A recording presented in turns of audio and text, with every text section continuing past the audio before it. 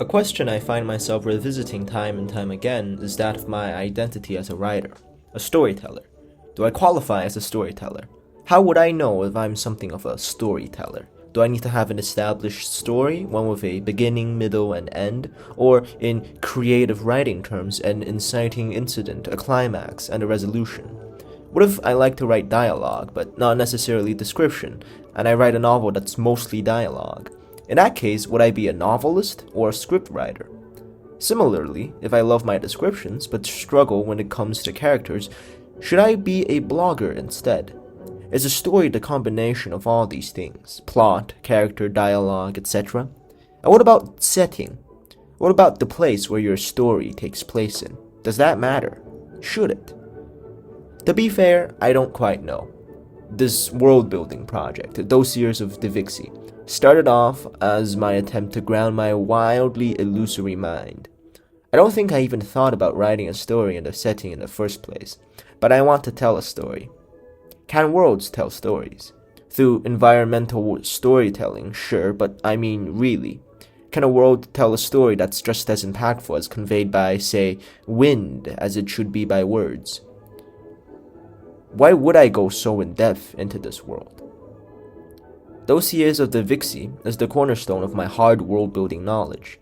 It has defined my first ever attempt of storytelling through its dense world and lore.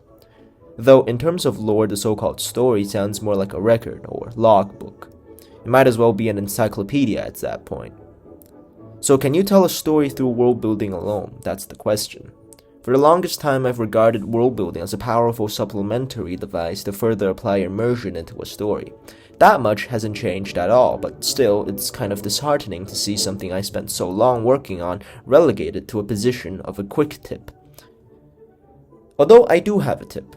World-building, if you want, should be done beforehand. No matter the amount of said world you choose to implement into the story, you should have the entirety of the world done, even the bits you don't think you need. This is because world building ought to be coherent. If you keep adding new bits of trivia into your world each time you write a story, soon your setting or background would be so inundated that everything simply loses their uniqueness.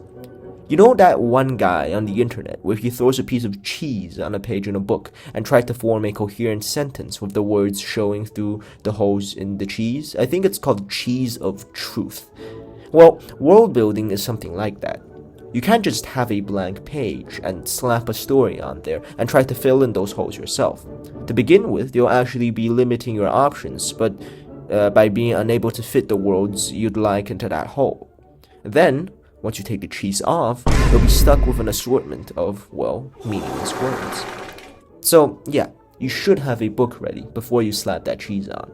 On the other hand, an alternate method to this is the use of world-building anchors. Singular pieces of world building, like a MacGuffin, or a very specific cultural tradition of one of the races in the world, or the exact biology of one specific creature, like Herbert's sandworms, that basically ground your world in realistic immersion.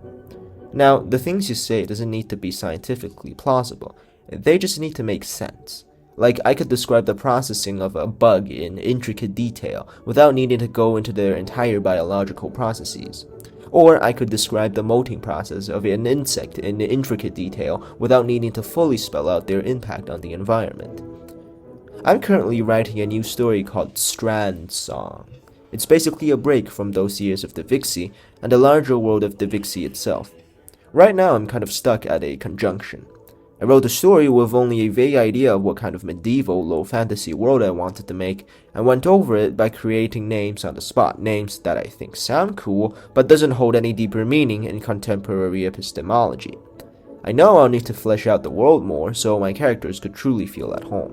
But yeah, I think world building, to me, provides a kind of solace, a guarantee that no matter what type of story I make, no matter how good the story is, there will always be a world I could go back to. That the story isn't everything.